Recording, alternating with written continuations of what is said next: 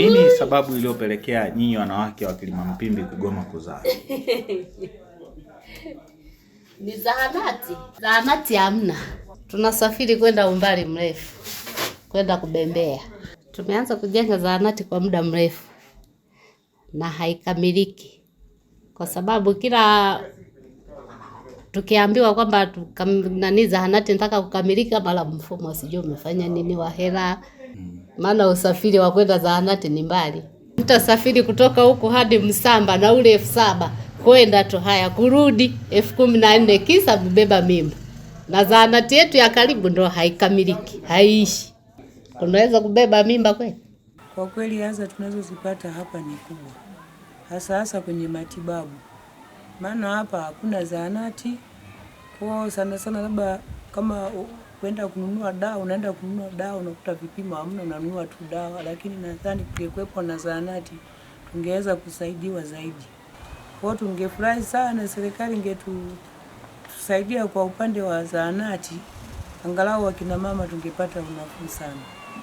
Maana kwa hapa ni shida kabisa. Unakuta mtu ameugua usiku ghafla, mpaka mtafute usafiri wa kufika Vwawa, na mtu mwingine anaweza akapoteza maisha kwa sababu huduma zimekuwa hafifu.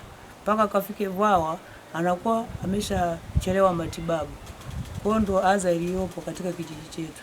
Ni kweli kwamba kwa hapa changamoto ni kubwa. Wakina mama kama walivyoahidi kwamba wataweka mgomo wa kuzaa, kwa upande mwingine inaweza kawa ni sahihi, kwa sababu kama mimi ninayeuza dawa, wanakuja pale kwamba tunaomba utusaidie dawa za kuzuia mimba. Wanasema sasa wewe mwenyewe hawezi kutuonea huruma. Wewe tutoke hapa mpaka Msamba kijiji cha pili usiku pengine. Angalau zahanati ingekuwepo hapo ingekuwa afadhali. Na unaona ni kweli ni sahihi. Hata mtu akiongea mwingine unamsaidia. Mwingine unamwangalia tu kweli maisha yake ni magumu.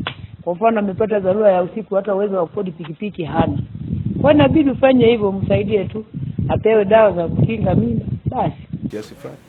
Ili unajua ni kwenye mikutano lazima wakina mama wanapolalamika tuwasikilize. Wakasema sasa hizi tutaweka mgomo baridi kuzaa. Kwa sababu gani? Zahanati tunapokwenda kwenye zahanati jirani huko huwa tunapata shida sana. Lakini sasa unajua binadamu wanakuwa na mapungufu. Anaweza katamka jambo alafu asijua ametamka nini kufuatana na hali ilivyo, kwa sababu vijiji jirani vyote vina zahanati kasoro Kilimampimbi tu. Asante. Kwa jina naitwa Francis Msiani, mwenyekiti wa kitongoji cha Lekezonta. Kwa kweli zahanati imekuwa ni kilio kikubwa sana kwa upande wa wananchi wa Kilimampimbi. Tangu ianze process zote, kama sisi kama viongozi wenye viti tumefanya pale, tumefiatua matanuli yako pale, lakini tatizo hatuelewi kwamba ni nini. Serikali kwa kweli ingeangalia kwa jicho lingine wananchi wa Kilimampimbi tunayopata shida, hasa kwa kina mama wajawazito.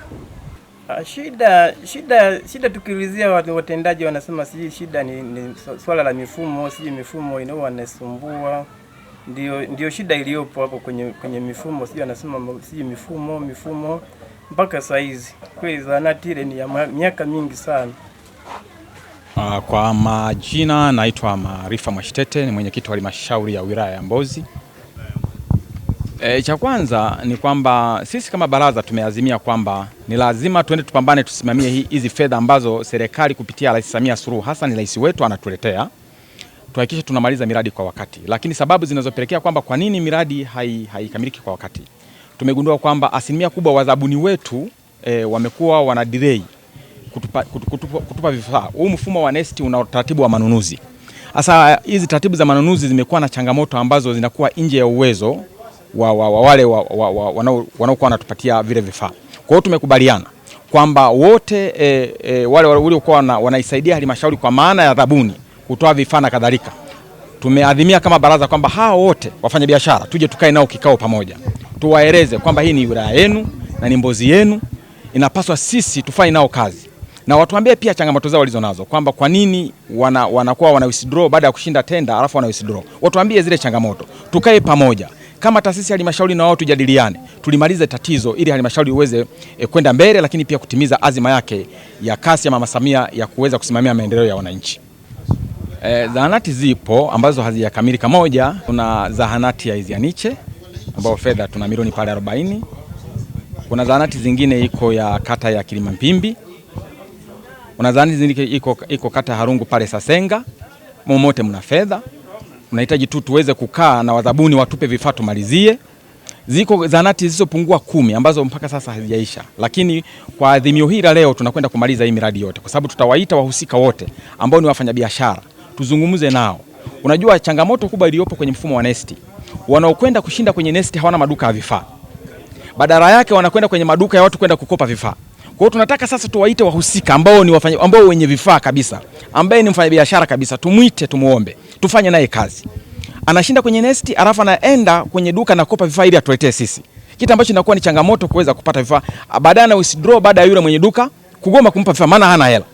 Na mfumo wa NeST unataka asilimia fulani ya mtaji uwe nao wa kupeleka wewe site vifaa vyako. Na hicho kitu nakuta yule yeshinda hana. Kwa hiyo tumejikuta tunakuwa na wazabuni ambao wana laptop hawana mitaji. Kwa hiyo sisi tumeona hili tuwaite wale wahusika tuje tukae nao.